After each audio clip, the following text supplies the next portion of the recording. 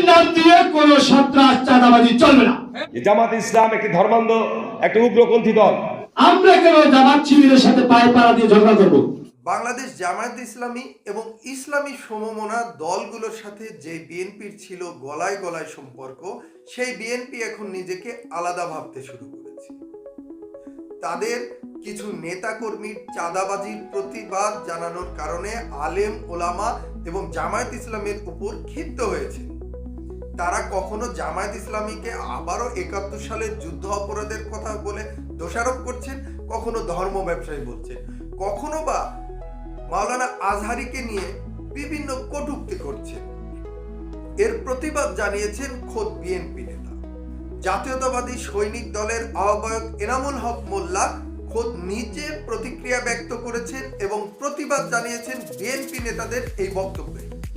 তিনি বলেছেন যে তারেক জিয়া যেভাবে বক্তব্য ব্যক্ত করেছেন, সেই বক্তব্যগুলোকে তারা হুবহু প্রচার না করে উল্টাপাল্টা বক্তব্য দিয়ে আসছে। এতে করে জামাত ইসলামী এবং ইসলামী দলগুলোর সাথে বিএনপির ভাবমূর্তি নষ্ট হচ্ছে। চলুন আমরা দেখব বিএনপি নেতা এনামুল হক মোল্লা তার বক্তব্যে আর কি বলেছে। আমাদের দেশে তারেক রহমান যে কথা বলেছেন যে সর্বদলীয় সরকার গঠিত হবে, বিএনপি যদি ক্ষমতা যায় তাহলে সর্বদলীয় সরকার গঠিত হবে। সর্বদলীয় সরকার কাকে নিয়ে গঠিত করবেন? অবশ্যই জামাতকে সাথে নিয়ে করবেন, তাদেরকে মন্ত্রী পরিষদে রাখবেন।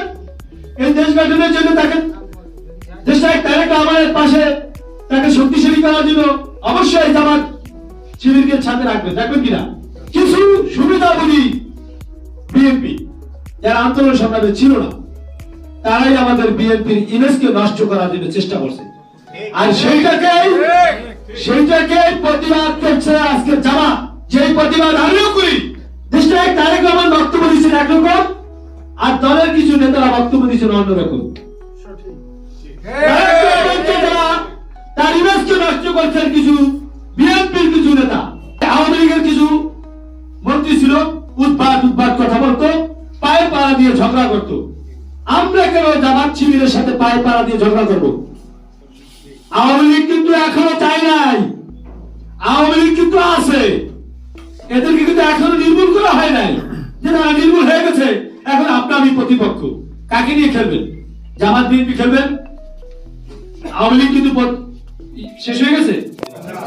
আওয়ামী লীগ এখনো যা ছিল তাই আছে। জাতীয়তাবাদী সৈনিক দলের নেতা এনামুল হক মোল্লার এই বক্তব্যকে আপনারা কিভাবে নিচ্ছেন সেটি আমাদের কমেন্ট বক্সে জানান। সেই সাথে আপনাদের কাছে অনুরোধ, আপনাদের সুচিন্তিত পরামর্শ দিয়ে আমাদেরকে অনুপ্রাণিত করবেন সামনে এগিয়ে যাওয়ার জন্য।